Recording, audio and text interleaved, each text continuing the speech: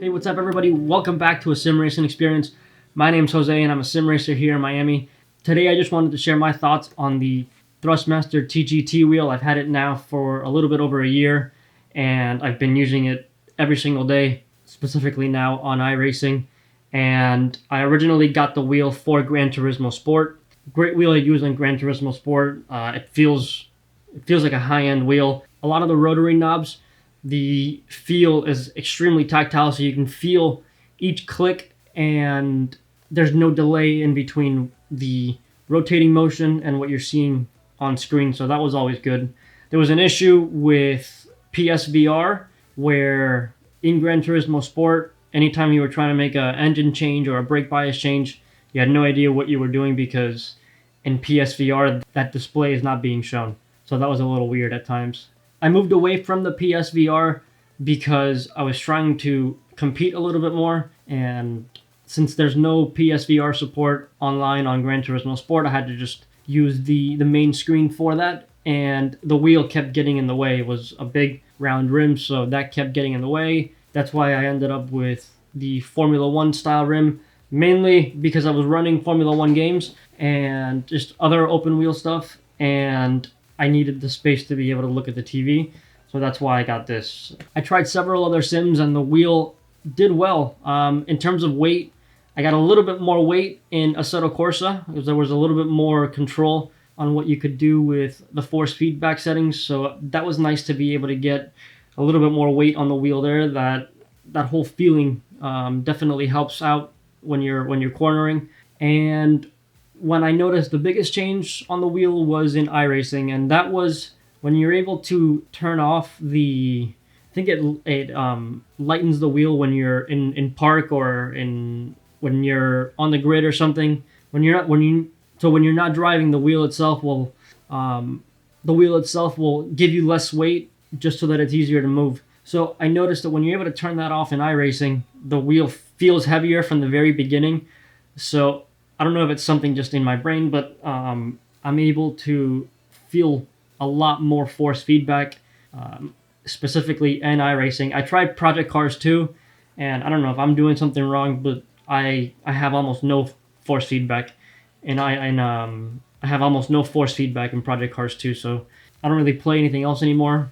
I don't really run any other sims anymore, so it's just iRacing for me for now, so this is working well for now. Some of the negative things that I don't like about the wheel, I don't know if it's this specific unit, but after a few months, it sounds like a cooling fan or something on the inside that turns on, and it's significantly loud. It's very loud and very annoying. So sometimes I end up just unplugging the wheel, because even if I turn off the computer, it still continues to make the noise, and if I'm here in the office working, it's very distracting, and you can hear it in the middle of the night sometimes, so it's just easier to unplug it.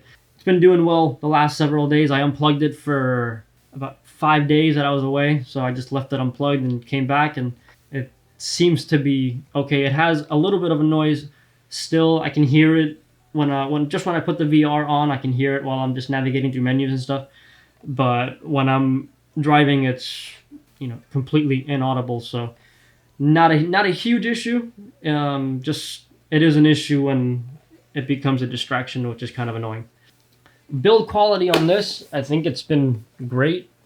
It feels like a nice, heavy, sturdy piece of equipment, which is always good. I was able to mount it on the base here, and since the moment I mounted it on here, I have never had to undo it, or I have never had to tighten anything. It was mounted and it hasn't moved at all.